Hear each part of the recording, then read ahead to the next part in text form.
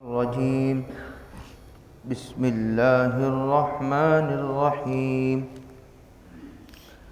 ومن يطع الله والرسول فأولئك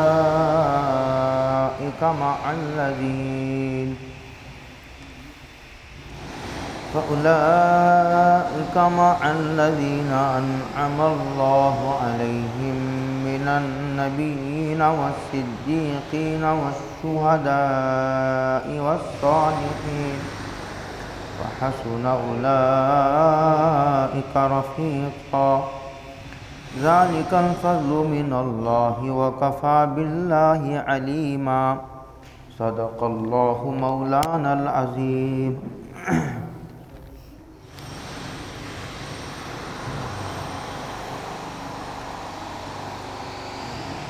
اور جو آدمی بھی اللہ اور رسول کی اطاعت کرے گا، فرما برداری کرے گا، فَأُولَئِكَ مَعَ الَّذِينَ، تو یہ اطاعت کرنے والے ان لوگوں کے ساتھ ہوں گے جن پر اللہ تعالیٰ نے انعام فرمایا ہے، یعنی انبیاء کے ساتھ ہوں گے، صدیقین کے ساتھ ہوں گے، شہداء کے ساتھ ہوں گے اور صالحین کے ساتھ ہوں گے۔ وَحَسُنَ أُولَئِكَ رَفِيقًا، اور یہ بہترین رفیق ہیں۔ وَحَسُنَ أُولَئِكَ، اور بہترین ہیں، رفیقہ رفاقت کے اعتبار سے، رفیق ہونے کے اعتبار سے۔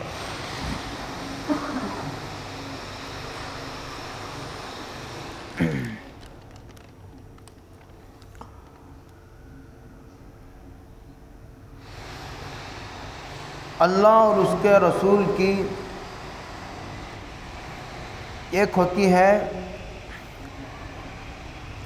ضروری درجے کی اطاعت،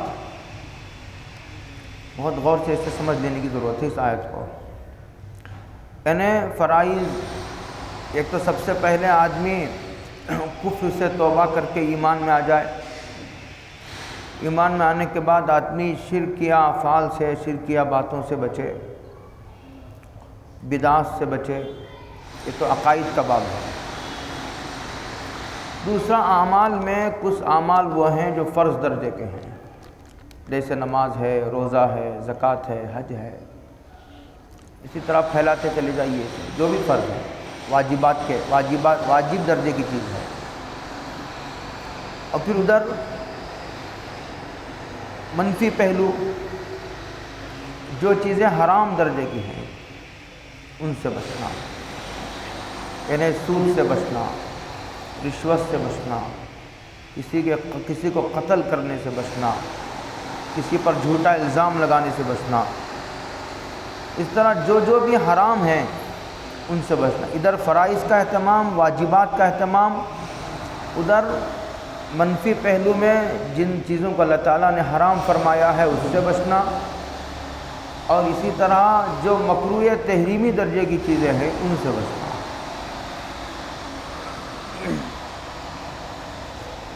بہرحال جو ضروری چیزیں ہیں ان کو بجا لانا، اور جن چیزوں سے منع کیا گیا ہے ان سے بچ جانا، یہ ہے ضروری درجے کی اطاعت۔ اس سے کم پر قیامت کے دن فیل ہونے کا خطرہ ہے۔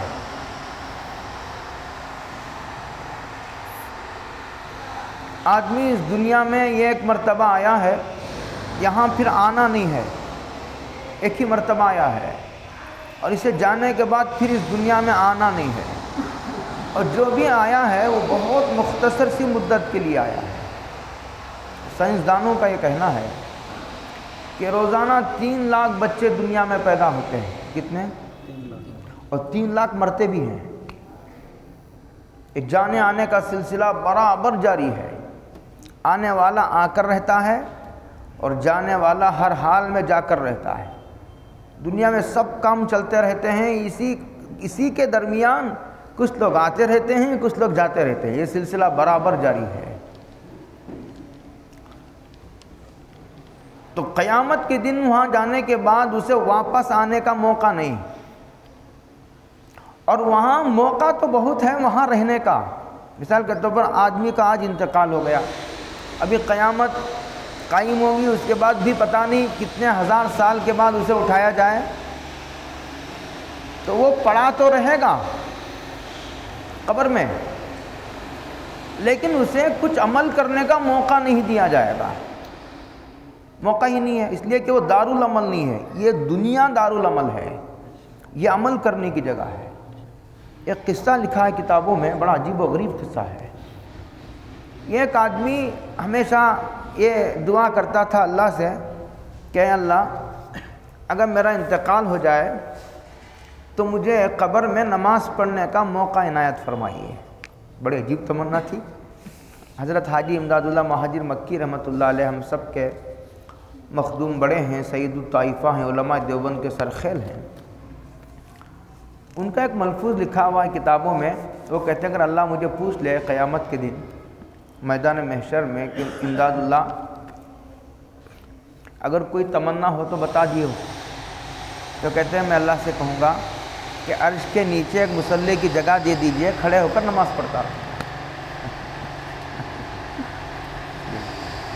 عجیب لوگ تھے۔ حضرت فضل الرحمن گنج مراد آبادی رحمۃ اللہ علیہ کے بارے میں لکھا ہے کتابوں میں، یہ جو فضل الرحمن گنج مراد آبادی تھے، یہ شاہ عبدالعزیز صاحب رحمۃ اللہ علیہ کے جلیل القدر شاگرد تھے، وہ بڑے اولیاء اللہ میں سے تھے، صاحب کرامات بزرگوں میں تھے۔ ان کے بارے میں لکھا ہوا ہے کہ کبھی کبھی اپنے مریدین سے پوچھتے کہ بھائی جنت میں نماز ہوگی یا نہیں؟ کہا تھا جنت میں کیسے نماز ہوگی، وہ کوئی عمل کرنے کی جگہ تو ہے ہی نہیں، وہ تو بدلے کی انعام کی جگہ ہے۔ تو حضرت کہتے بھی پھر تو گزارا کیسے ہوگا جنت میں نماز کے بغیر؟ یعنی اتنا ان لوگوں کو نماز سے دل لگا ہوا تھا، دلچسپی تھی ان لوگوں کو۔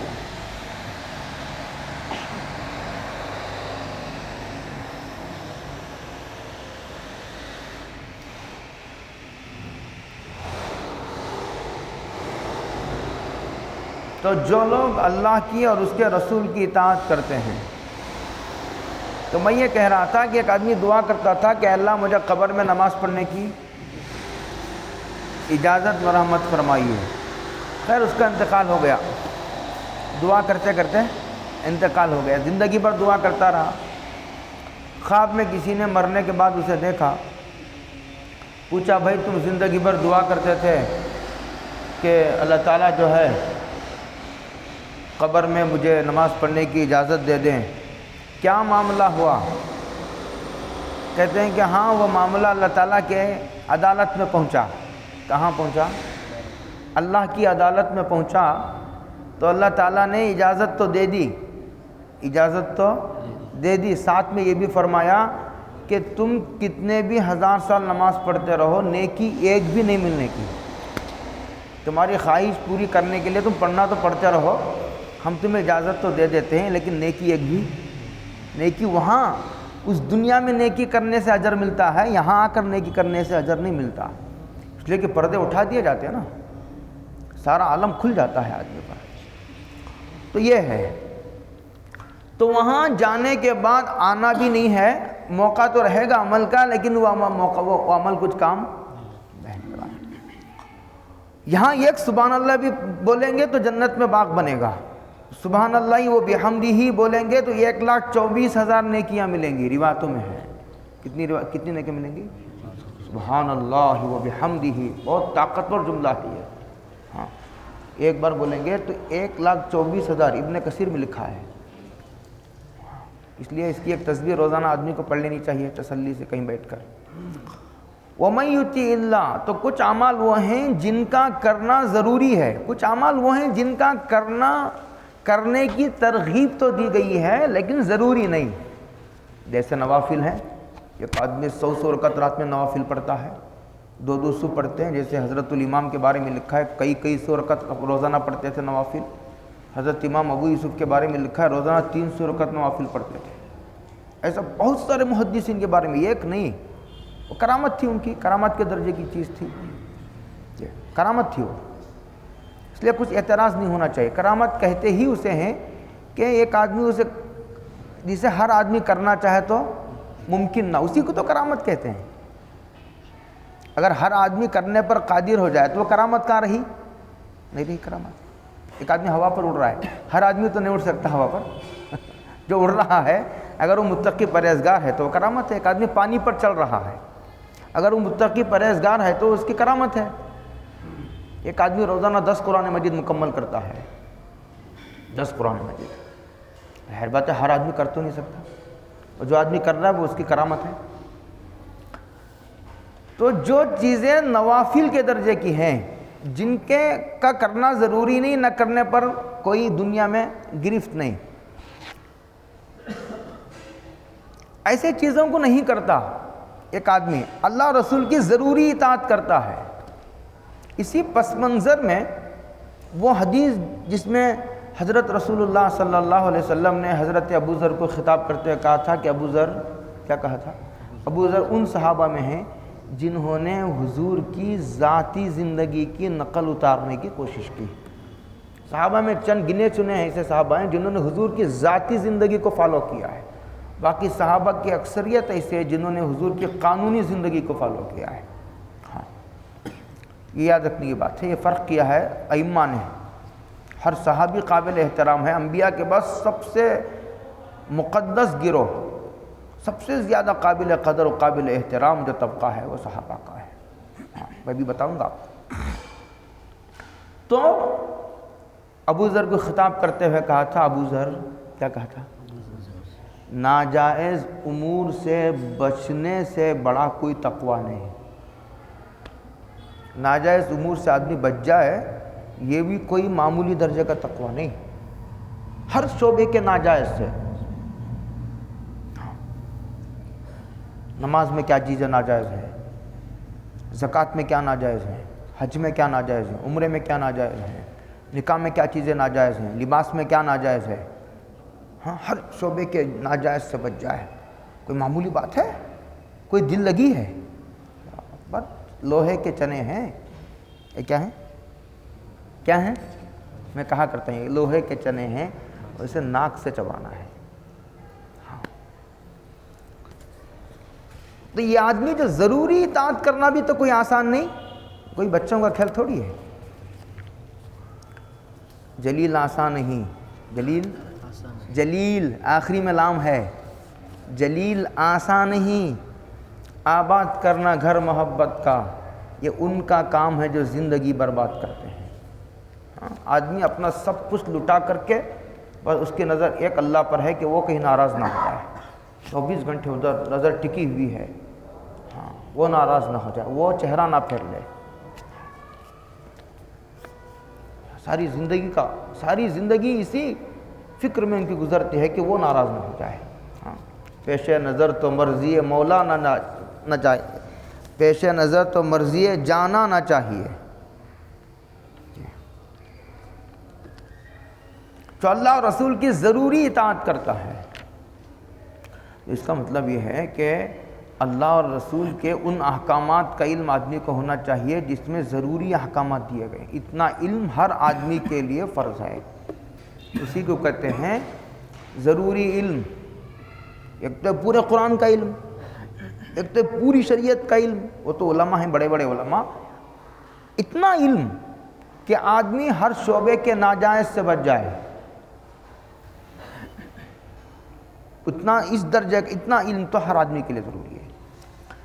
تو جو آدمی اللہ اور رسول کی ضروری اطاعت کرتا ہے ضروری احکامات میں، کہتا ہے وہ بھی اس کے اعمال اس درجے کے نہیں، انبیاء کے درجے کے اعمال نہیں ہیں، اس کے اعمال صدیقین کے درجے کے نہیں ہیں، اس کے اعمال شہداء صالحین کے درجے کے نہیں ہیں، بس اس کی خصوصیت یہ ہے کہ اس نے کبھی اللہ کو ناراض نہیں کیا۔ زیادہ نفلیں تو نہیں پڑھی اس نے، بہت روزانہ 2 قرآن تو اس نے نہیں پڑھا، تسبیح لے کر کے زیادہ اس نے اسے پڑھنے کا موقع نہیں ملا، لیکن کبھی اس نے کسی ناجائز پر عمل نہیں کیا، اور جو کرنے کا ضروری کام تھا اس نے کبھی نہیں چھوڑا۔ ہاں، یہ اس کی خصوصیت ہے۔ تو کہتے ہیں کہ یہ وہ لوگ ہیں جو اللہ اور رسول کی ضروری اطاعت کرتے ہیں، یہ ان لوگوں کے ساتھ ہوگے، دنیا میں نہیں، قیامت میں۔ اصل میں ایک صحابی حضور کی خدمت میں آقا اللہ کے رسول، آپ مجھے میری بیوی سے، بچوں سے، میرے گھر بار سے اور میری جان سے، میرے مال سے بھی زیادہ محبوب ہیں، اور جب میں گھر میں ہوتا ہوں کبھی کبھی بے چین ہو جاتا ہوں، اور جب تک آ کر آپ کا دیدار نہیں کر لیتا مجھے تسلی نہیں ہوتی ہے۔ یہاں تو گزر جائے گا، لیکن جب آپ کا انتقال ہو جائے گا، میرا بھی انتقال ہو جائے گا، آپ کی وفات ہو جائے گی، قیامت میں جنت میں کیسا ہوگا؟ وہاں کیا کروں گا جب میں وہاں پریشان ہو جاؤں گا؟ تو حضور نے جب فرمایا تھا، حضور نے فرمایا تھا، حضور خاموش ہو گئے، جواب نہیں دیا کچھ۔ تو یہ آیت نازل ہوئی، جو آدمی اللہ اور رسول کی اطاعت کرتا ہے وہ گو اس کے عمل انبیاء کے درجے کے نہیں۔ انبیاء تو ایک مستحب کا بھی اہتمام کرتے ہیں نا، صدیقین ایک مستحب کا بھی اہتمام کرتے ہیں، وہ فرض و واجب تو کیا چھوڑیں گے، کوئی نفل درجے کا عمل بھی نہیں چھوڑتے، شہداء ہو، صدیقین ہو، صالحین ہو۔ ہاں، یہ فرمایا حضور نے۔ اور بعض روایتوں میں آتا ہے کہ ایک صحابی حضور کے ساتھ سوتے تھے، ایک مرتبہ سرکار تہجد کے لیے اٹھے تو حضور استنجے کے لیے تشریف لے گئے، حضور کے آنے سے پہلے انہوں نے پانی کا، مسواک کا انتظام کر دیا۔ حضور بہت خوش ہے حضور، اس لیے کہ تو خدمت، وہ بھی بولے بغیر، یہ ہے دعا لینے کا طریقہ، خدمت بولے بغیر۔ ایک ہے پوچھ کر خدمت کرنا، اور ایک ہے کہ جو ہے وہ خدمت کرنے کے بعد احسان جتلانا نہیں۔ تو حضور نے پوچھا کہ بھی یہ خدمت کس نے کی؟ کہا فلاں نے کی۔ تو حضور بہت خوش ہوئے۔ اس کے بعد حضور نے فرمایا کیا چاہتے ہو اس کے بدلے میں، خدمت کے بدلے میں کیا چاہتے ہو؟ تو انہوں نے کہا کہ اللہ کے رسول، میں جنت میں آپ کی رفاقت چاہتا ہوں، یہ فرمایا، میں چاہتا ہوں کہ جنت میں آپ کے ساتھ رہوں۔ تو حضور نے فرمایا اچھا اسی بات، اور بھی کچھ چاہتے ہو؟ حضور نے پوچھا اور بھی کچھ یا اتنا ہی؟ کہا اتنا ہی۔ تو حضور نے فرمایا ایسا کرو کہ ٹھیک ہے، تم سجدوں کے ذریعے سے میری مدد کرو، یعنی کثرت سے نفل نمازیں پڑھو، اس کے ذریعے سے میری مدد کرو، انشاءاللہ تم جنت میں میرے ساتھ رہو۔ یہ حضور نے فرمایا۔ ایک حدیث میں ہے کہ ایک صحابی حضور کی خدمت میں کہ اللہ کے رسول، میں مومن ہوں، میں آپ پہ ایمان لے آیا، اللہ پر آپ پر ایمان لے، میں آپ کو اللہ کا سچا نبی مانتا ہوں، اور اللہ کو بھی میں مانتا ہوں، نماز بھی پڑھتا ہوں، روزے بھی رکھتا ہوں، زکوٰۃ بھی دیتا ہوں، تو کیا میں جنت میں آپ کے ساتھ؟ تو حضور نے فرمایا ہاں۔ اس کے بعد حضور نے فرمایا المرء مع من احب، جو آدمی جس سے محبت کرتا ہے قیامت کے دن وہ اس کے ساتھ رہے گا، یہ حضور نے فرمایا۔ تو یہ ساری روایتیں ہیں۔ تو یہ وہ لوگ ہیں جن پر اللہ نے انعام فرمایا ہے۔ انعام، یہ لوگ جو نے اللہ کے رسول کی ضروری اطاعت کرتے ہیں وہ ہوں گے ان کے ساتھ، کس کے؟ انبیاء کے ساتھ، صدیقین، شہداء، صالحین کے ساتھ۔ کہاں؟ قیامت میں۔ یعنی اس کا مطلب یہ نہیں کہ یہ جنت میں چلے جائیں گے، نبی کی جنت میں ان کو بھیج دیا جائے گا، نہیں، اس کا مطلب یہ ہے کہ یہ تو اپنی جنت میں رہیں گے، لیکن نبی کبھی ان کی جنت میں آ جائے گا ملاقات کے لیے، اور کبھی ان کو اجازت دے دی جائے گی جانے کے لیے، تو ملاقاتیں بھی ہوں گی، اور اتنا بیٹھنا بھی ہو، کام ہی کیا ہے وہاں؟ کام ہی کیا ہے دوسرا؟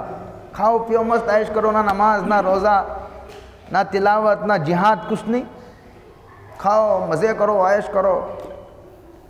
وہ تو انعام کی جگہ ہے، وہ تو مہمان خانہ ہے اللہ کا۔ تو یہ کبھی حضور آ جائیں گے ان کی جنت میں اوپر سے درجات سے نیچے اتر کر، اور پھر کبھی اس کو اجازت دے دی جائے گی ان کے جنتوں میں جانے کا، حضور کی جنت، انبیاء کی جنتوں میں جانے کی اجازت دے دی جائے گی۔ یہ کوئی معمولی نام ہے؟ وہاں انبیاء کو دیکھنا نصیب ہوگا، ان کے ساتھ بیٹھیں گے، کھائیں گے، پئیں گے، چائے پئیں گے، ہاں یہ سب چلے گا۔ بعض روایتوں میں یہ بھی آتا ہے کہ جو چھوٹے درجے کے جنتی ہوں گے ان کی جنت میں کھڑکیاں بنا دی جائیں گی، ان کھڑکیوں سے وہ انبیاء کو دیکھیں گے. یہ بھی بعض روایتوں میں صلی اللہ علیہ وسلم انبیاء ہیں. تو دو باتیں سمجھنی. مع الذین، یہ انبیاء کے ساتھ ہوں گے، صدیقین، شہداء، صالحین کے ساتھ جنت میں. ہونے کا مطلب سمجھا دیا. انعم اللہ، جن پر اللہ نے انعام کیا. انعام دینی انعام، دنیاوی نہیں. جن پر اللہ نے دین کے اعتبار سے انعام فرمایا ہے.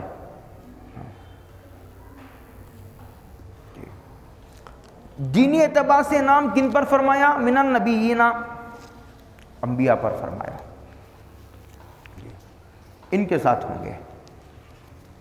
نبی نبوت تو یہ ایک وہبی امر ہے، یعنی ایک آدمی محنت کر کے، مجاہدہ کر کے، کوشش کر کے، زیادہ نفل پڑھ کے، نفل نمازیں، زیادہ صدقہ کر کے، زیادہ روزہ رکھ کے،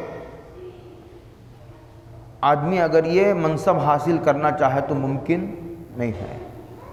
یہ اللہ جس کو، اللہ کا یہ انتخاب ہے، یہ سلیکشن ہے اللہ کا. یہ الیکشن کی بنیاد پر نہیں، یہ اعمال کی بنیاد پر ملنے والا منصب نہیں ہے، یہ اللہ کے انتخاب پر، اللہ کی مشیت پر اس کا مدار ہے. نبوت من النبیین. اب تو انبیاء ختم، حضور آخری نبی ہیں. اب نبی بھی نہیں آئے گا، کسی نبی کا انتخاب بھی نہیں ہوگا. حضور نے فرمایا خاتم النبیین لا نبی بعدی، میں آخری نبی ہوں، میرے بعد کوئی نبی نہیں ہوگا. جو بھی نبوت کا دعویٰ کرے گا وہ جھوٹا ہوگا.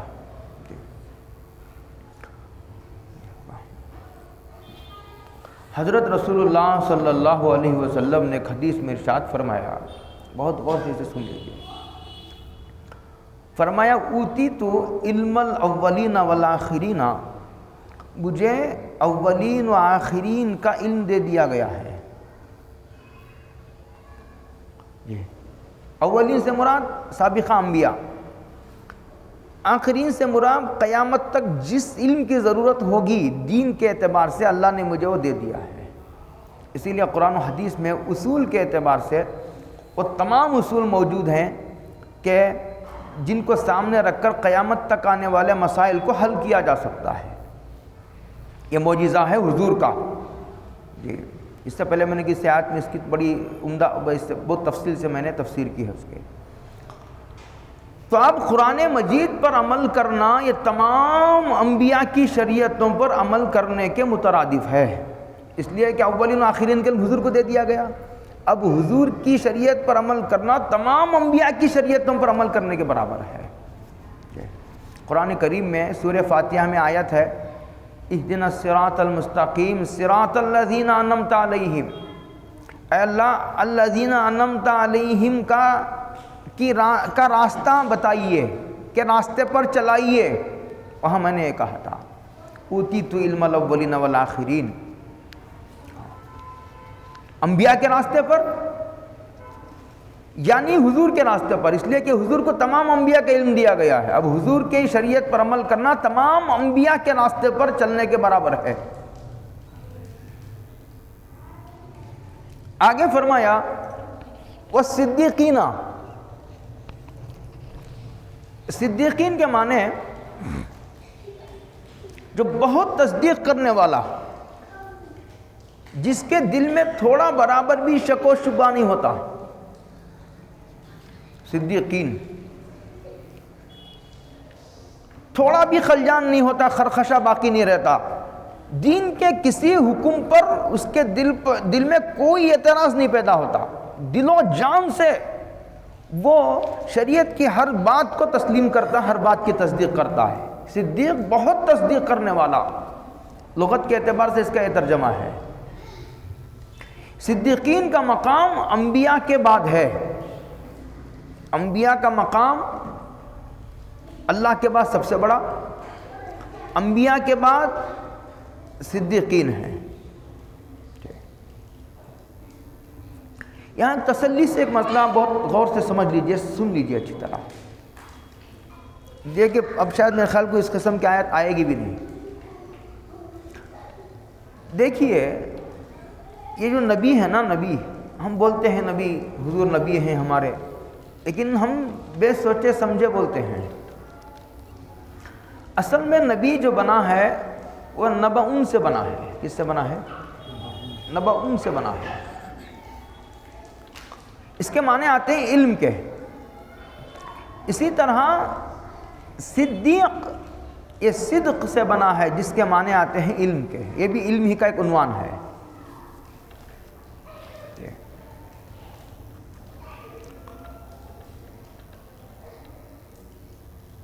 کچھ اولیاء اللہ وہ ہیں جن پر علم کی شان غالب ہے. صحابہ میں بھی ہیں ایسے. بہت صحابہ ایسے ہیں جو جہاد میں مصروف رہے پوری زندگی. خالد بن ولید کی زندگی کا کتنا حصہ جہاد میں ہی گزرا. اور بھی بہت صحابہ ہیں جن کی زندگی کا بڑا حصہ جہادوں میں گزرا. ان کو لکھنے کا، پڑھنے کا، حضور سے حدیثیں سننے کا موقع ہی نہیں ملا زیادہ. ساری زندگی میدان میں گزر گئی. اور بھی بہت سارے صحابہ ایسے ہیں جو دیہات میں رہتے تھے. کبھی کبھی حضور کی خدمت میں آتے تھے، سوال کرتے پھر چلے جاتے، پھر مہینوں نہیں آتے، پھر آتے کبھی مجلس نبوی میں حضور کی سوال کرتے، اپنا جواب حاصل کرتے چلے جاتے. کبھی کبھی آنا ہوتا تھا. دیہاتوں میں رہتے تھے اپنے کام میں، اور کوئی زراعتوں میں، کوئی باغات میں، کوئی تجارت میں. صحابہ جو رات دن سرکار سے لگے ہوئے صحابہ تھے ان کی شانیاں الگ تھیں. اور اس میں سے بعض صحابہ ایسے تھے جن کو حضور نے اپنی زندگی میں فتویٰ دینے کی بھی اجازت دی تھی. ہاں، تو صحابہ میں بھی ایسا تھا. اس کے بعد کے دور میں جن کو صحابہ تو کہتے ہیں ان کو جن کی آنکھوں نے حضور کو دیکھا ہے. اور اس کے بعد تابعین کا دور ہے. تابعین میں بھی ایسے رہے. دو قسم کے لوگ. ایک تو وہ جن پر علمی شان غالب ہے، رات دن ان کا مشغلہ لکھنا، پڑھنا، قرآن حدیث، یہی مشغلہ ہے ان کا. یہ آیت میں کیا ہے، وہ حدیث میں کیا ہے، یہی مشغلہ ہے. ہیں تو وہ بھی بزرگ، وہ بھی نماز پڑھتے ہیں، وہ بھی تہجد پڑھتے ہیں، ذکر کرتے ہیں. لیکن ساتھ ساتھ میں ان کا مشغلہ یہ ہے کہ اللہ ان کا لکھنا پڑھنا ان کا مشغلہ ہے. یہ بات بہت اچھی طرح سمجھ لینے کی ہے. یہ جو طبقہ ہے جن پر علمی شان غالب ہے، یعنی وہ قرآن کو جانتے ہیں، پورے قرآن کو، پورے حدیثوں کو جانتے ہیں، ہاں، اور پوری شریعت ان کے سامنے ہے. کچھ اولیاء اللہ، کچھ بزرگان دین ایسے بھی ہوتے ہیں. کچھ بزرگان دین ایسے ہیں جن کو علم تو ہے لیکن ضرورت کے درجے میں ان کو علم ہے، ضرورت کے بقدر علم ہے. وہ بھی ماشاءاللہ متقی پرہیزگار ہیں، اعلیٰ درجے کے جو ہے صف اول کے اولیاء اللہ میں سے ہیں. لیکن اس درجے کے عالم نہیں جن کا تذکرہ میں ابھی کرنے جا رہا ہوں، جن کو صدیقین کہا جاتا ہے. یہ حضرت نانوتوی رحمۃ اللہ علیہ کے کلام کا بہت آسان کر کے بیان کرنے کی میں کوشش کر رہا ہوں. تو وہ جو طبقہ جن کو پوری شریعت کا علم ہے اور متقی پرہیزگار بھی اعلیٰ درجے کے ہیں، کہتے ہیں انبیاء کے بعد اولیاء اللہ کے اس طبقے کا نمبر ہے. سمجھ میری بات؟ بزرگوں کی دو قسمیں. ایک تو وہ جن کا مشغلہ رات دن قرآن و حدیث میں مصروف رہنا، پڑھتے ہیں، سمجھتے ہیں، ایک ایک آیت، ایک ایک حرف کو سمجھ رہے ہیں. ہاں، یہ اس طبقے کا درجہ انبیاء کے بعد ہے. اور وہ درجہ جن کو ضرورت کے بقدر علم ہے وہ بھی متقی پرہیزگار ہے. اولیاء اللہ کا وہ طبقہ، صحابہ کا وہ طبقہ ان کے تابع ہے جن کا کام رات دن پڑھنا ہے. جو طبقہ رات دن حضور سے لگا رہا، تو پوری شریعت پر جن کی نظر ہے. ہاں، والصدیقین کیا کہتے ہیں.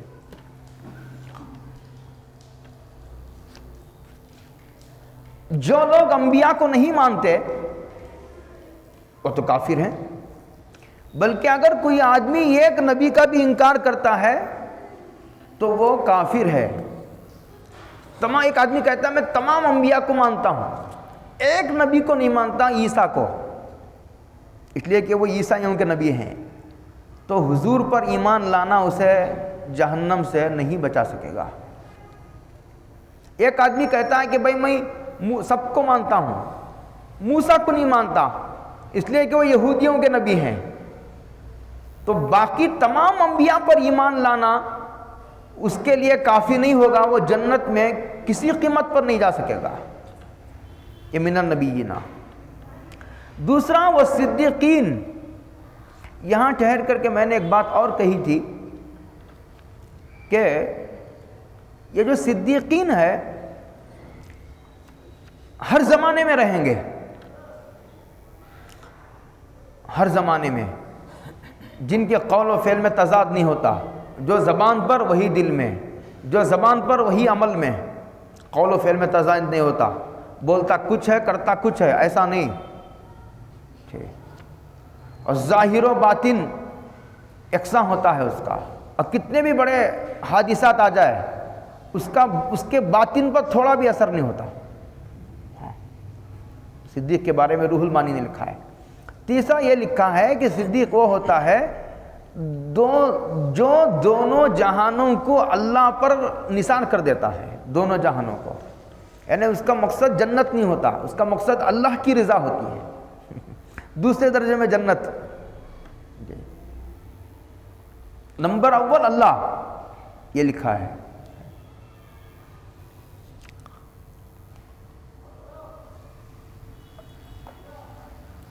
صدیق اکبر جو تھے یہ ان کو حضرت جبریل نے صدیق کا لقب دیا۔ حضور معراج پر تشریف لے گئے، وہاں سے آ کر کے حضور نے کہا مکے والوں سے کہ میں رات میں گیا، میری اللہ سے ملاقات ہوئی، میں جنت کو گیا، دوزخ میں نے اپنے ان سر کے آنکھوں سے دیکھا۔ حضور نے ساری تفصیلات سنائی، پہلے آسمان پر فلاں سے ملاقات ہوئی، دوسرے آسمان پر فلاں سے، تیسرے چوتھے، ساری تفصیلات سنائی۔ تو مکے والوں نے مذاق اڑایا، عجیب و غریب ہے، سٹیا گیا ہے، اس کا دماغ خراب ہو گیا ہے، نعوذ باللہ من ذالک۔ یہ کہتا ہے کہ یہ ایک رات میں آسمانوں کا، یہاں سے بیت المقدس، وہاں سے پھر آسمانوں کا، پھر اس کے بعد جو ہے جنت کا، دوزخ کا سفر، اللہ کی دیدار، اور پھر فجر سے پہلے پھر واپس۔ یہ خبر صدیق اکبر کو کہ تمہارا دوست ایسی ایسی باتیں، بہکی باتیں کرنے لگا ہے۔ تو صدیق اکبر نے کہا کیا انہوں نے ایسا کہا ہے؟ کہا انہوں نے ایسا کہا ہے، ہمارے کانوں نے سنا ہے۔ تو صدیق اکبر نے کہا میں دل و جان سے اسے تسلیم کرتا ہوں، تصدیق کرتا ہوں۔ تو جبریل تشریف لائے اور انہوں نے ابو بکر کو صدیق کا لقب دیا تھا اس واقعے کی تصدیق کے بعد۔ جو ابو بکر صدیق ہیں وہ منصوص صدیق ہیں۔ کیا ہیں وہ؟ منصوص، یعنی حدیثوں میں ہی ان کو صدیق کہا گیا ہے۔ تو صدیقین ہر زمانے میں رہیں گے، لیکن ابو بکر صدیق، یہ اس قرآن کریم میں جو صدیقین آیا ہے اس کا اولین مصداق ہے۔ یہ آیت سب سے پہلے صدیق اکبر ہی پر ہی فٹ ہوتی ہے۔ یہ اب یہاں ذرا تسلی سے ٹھہر کر کے ایک اور مسئلہ سمجھیے۔ شیعہ میں 12 فرقے ہیں، شیعہ میں 12 فرقے ہیں، ہر فرقے پر کفر کا فتویٰ نہیں ہے۔ اور بعض شیعہ صدیق اکبر کو کافر بھی کہتے ہیں۔ کیا کہتے ہیں؟ کافر بھی کہتے ہیں۔ قرآن کریم تو یہ کہتا ہے سورہ فاتحہ میں کہ صدیق اکبر کے راستے پر چلائیے، اس لیے کہ صدیقین کا اولین مصداق وہ ہے۔ اب سمجھ میں آ رہی میری بات آپ کو؟ جو صدیق کو نہیں مانتا، قرآن کریم تو یہ کہتا ہے کہ ابو بکر انبیاء کے راستے پر چلا، اور صدیقین کا اولین مصداق ابو بکر صدیق ہیں، گویا ابو بکر صدیق کے راستے پر چلائیے۔ قرآن کا مطالبہ تو یہ ہے، اور ایک طبقہ ان کو کافر قرار دیتا ہے، تو ان کے گمراہ ہونے میں کیا شبہ ہے؟ وہ گمراہ فرقہ ہے۔ جو بھی اہل سنت والجماعت میں ہیں ان کو صدیق اکبر رضی اللہ تعالی عنہ کے تقدس کو تسلیم کیے بغیر کوئی آدمی اہل سنت والجماعت میں داخل نہیں ہو سکتا۔ یہ صدیقین ہوا۔ اس کے بعد دیکھیے ذرا شہداء، کامیابی کے 2 شکلیں ہیں، اس مضمون کو بھی ذرا تسلی سے سمجھ لیجیے۔ یہ ایک آدمی جہاد میں نکلا اور اللہ تعالیٰ کی مدد آئی، اگر اس کی زندگی باقی ہے اللہ اسے فتح عطا فرمائیں گے.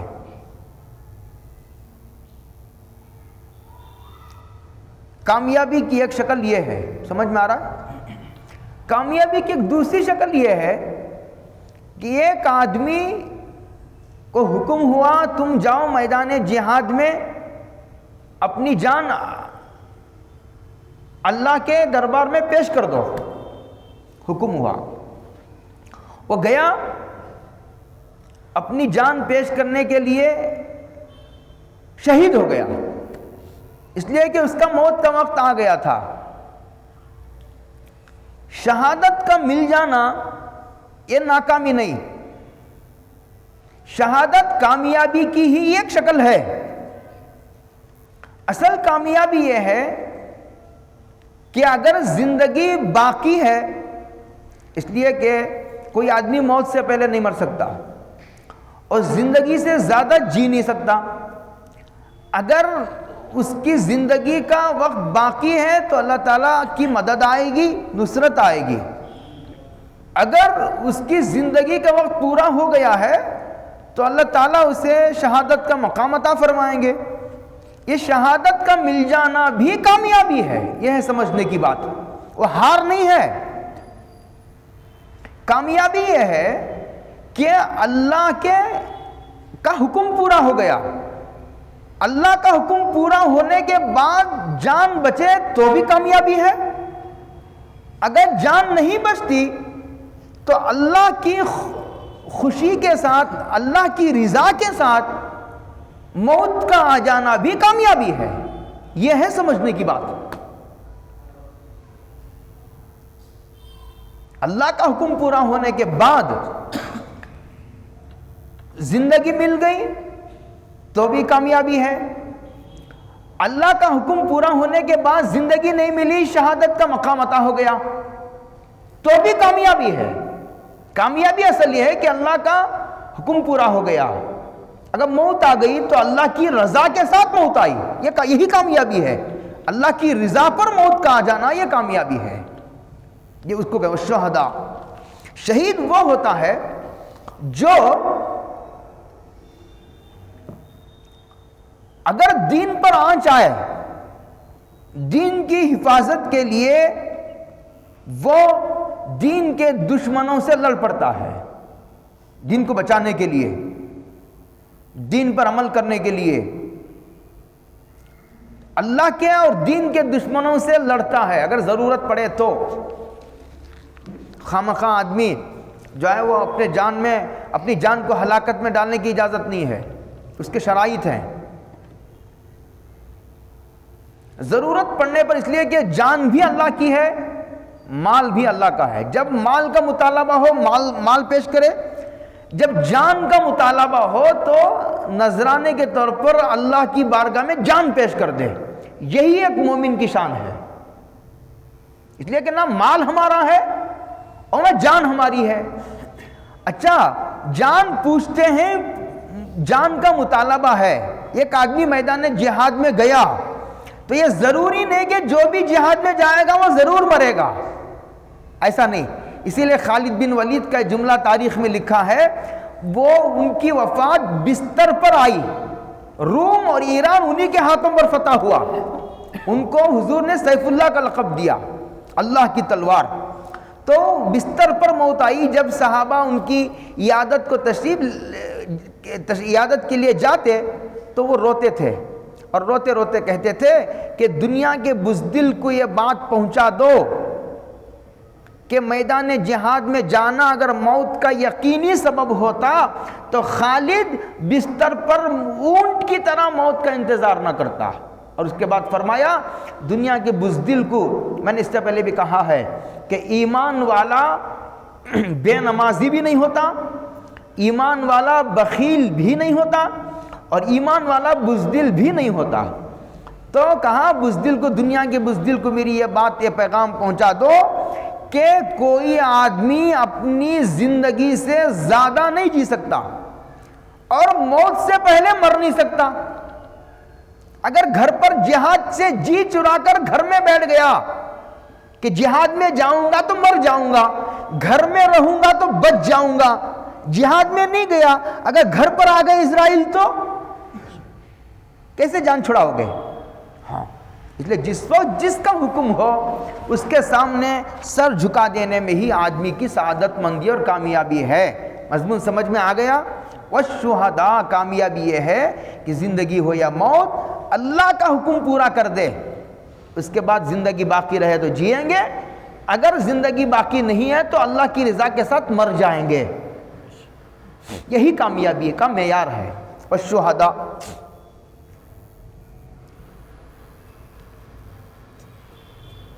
یہ میں نے بہت بڑے اہم اشکال کا جواب دیا ہے۔ دیکھو، حضرت ابراہیم علیہ السلام کو آگ میں ڈالا گیا، اللہ کی مدد آئی، جلے نہیں۔ حضرت اسماعیل پر چاقو چلائی گئی، اللہ کی مدد آئی، کٹے نہیں۔ مچھلی کے پیٹ میں یونس کو اللہ نے ہلاک نہیں کیا، اور بیماری میں حضرت ایوب کو نہیں برباد کیا۔ احد میں 70 صحابہ کی جانیں لے لی۔ اس اشکال کا جواب دیا ہے میں نے۔ وہاں زندگی باقی تھی تو مدد آ کے ان کو بچا لیا، یہاں زندگی کا وقت پورا ہو گیا تو اپنی رضا کے ساتھ ان کو اپنے پاس بلا لیا۔ دونوں کامیاب ہیں، کامیابی کی شکلیں الگ الگ ہیں۔ سمجھ میں آ گئی؟ اور شہداء، اب ذرا اور تسلی سے ایک اور مضمون سمجھیو۔ شہداء شہید کی جمع ہے۔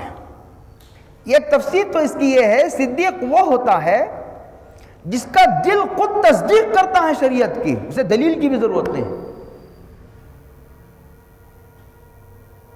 انبیاء جتنے قریب سے حقیقتیں دیکھتے ہیں، ایک درجہ نیچے اتر کر اتنے ہی قریب سے صدیق بھی دیکھتا ہے۔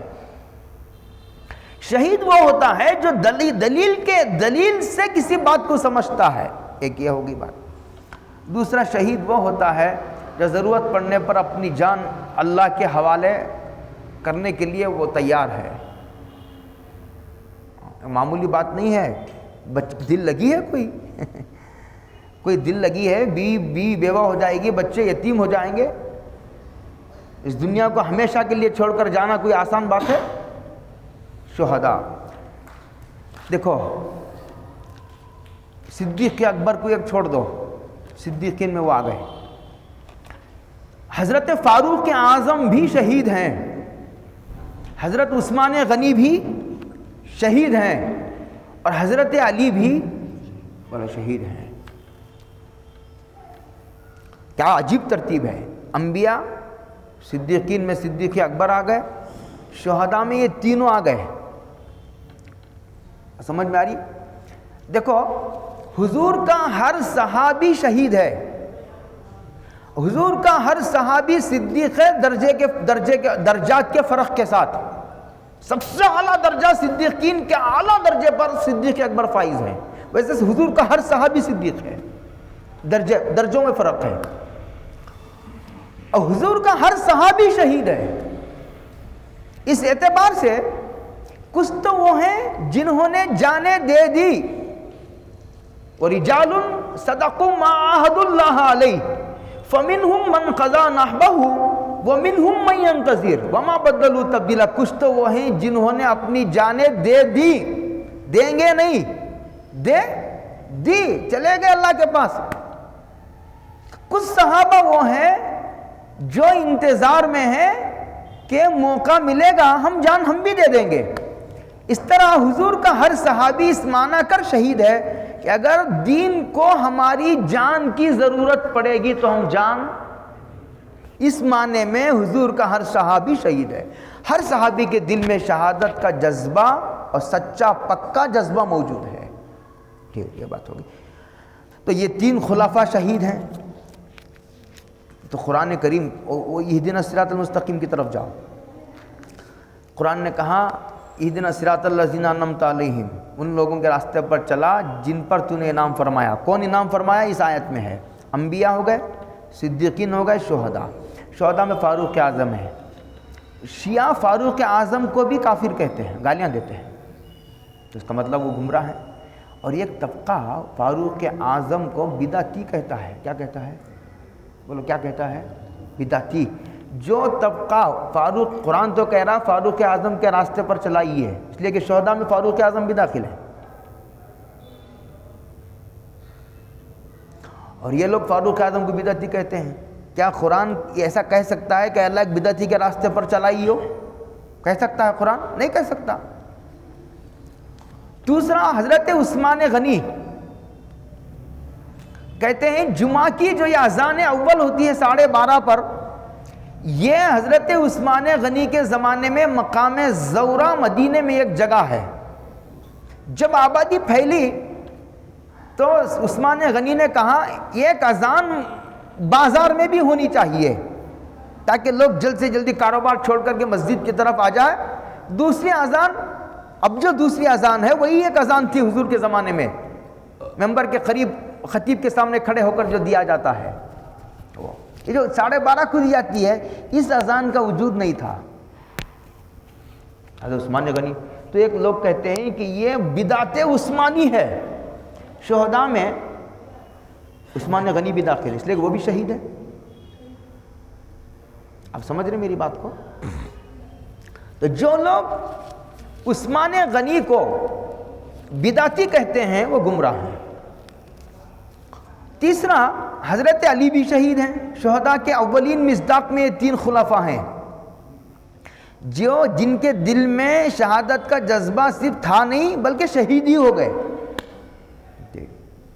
شہداء، یہ ایک طبقہ ہے خوارج کا جو حضرت علی کو کافر کہتا ہے، اور یہ ایک طبقہ وہ ہے جو حضرت علی کو خدا کہتا ہے۔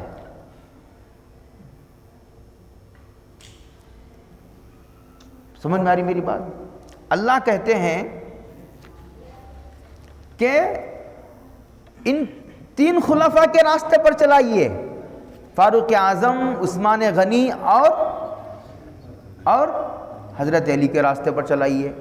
تو کیا اللہ تعالیٰ شرک کی دعوت دے سکتے ہیں؟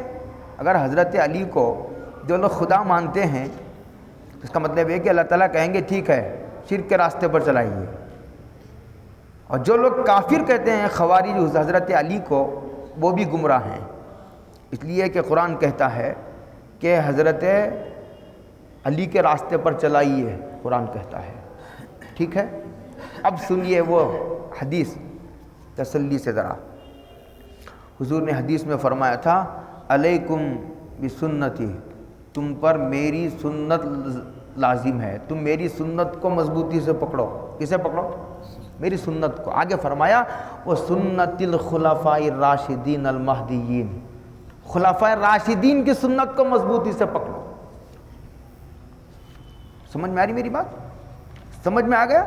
صدیق میں صدیق اکبر ہیں، شہداء میں 3 خلفاء ہیں، انبیاء میں انبیاء ہیں، والصالحین، صالحین کہتے ہیں اس طبقے کو جو قرآن و حدیث پر خود عمل کرتا ہے، اور وہ نوافل کا بھی، فرائض کا بھی، واجبات کا بھی، سنتوں کا بھی، مستحبات کا، نوافل کا بھی اہتمام کرتا ہے۔ یہ وہ طبقہ ہے اعلیٰ درجے کا۔ ہاں، یہ طبقہ وہ حضور کا ہر صحابی صالحین ہے، گویا اللہ صحابہ کے راستے پر چلائیے۔ تو یہ جو لوگ ہوں گے یہ اس میں صالحین میں اعلیٰ درجے کے اولیاء اللہ بھی داخل ہیں۔ تو یہ جو لوگ فرائض و واجبات کا اہتمام کریں گے، یعنی ضروری درجے کے دین پر بھی اگر چلیں گے، تو یہ لوگ انبیاء کے ساتھ اٹھائے ہوں گے، اور صدیقین کے ساتھ، شہداء کے ساتھ، صالحین کے ساتھ ہوں گے۔ سمجھ میں آیا؟ وَحَسُنَ أُولَٰئِكَ رَفِيقًا، کہتے ہیں کہ یہ بہترین رفیق ہے، بہترین دوست ہے۔ ذَلِكَ الْفَضْلُ مِنَ اللَّهِ، اللہ کہتے ہیں یہ تمہارے اعمال کا بدلہ نہیں، یہ تمہارے اعمال کا، یہ ہمارے فضل کا نتیجہ ہے، یہ ہمارا فضل ہے، یہ ہمارا کرم ہے کہ ہم نے تم کو ان سے ملنے کا، ان کے ساتھ بیٹھنے کا موقع دیا۔ یہ تمہارے عمل کا بدلہ نہیں ہے، کہیں دھوکے میں نہ رہی ہو۔ ایک صحابی نے حضور سے پوچھا، اللہ کے رسول سبحان اللہ وبحمدہ پر 1,24,000 نیکیاں ملیں گی تو ہم نے کتنی نمازیں پڑھی، کتنا ذکر کیا ہے؟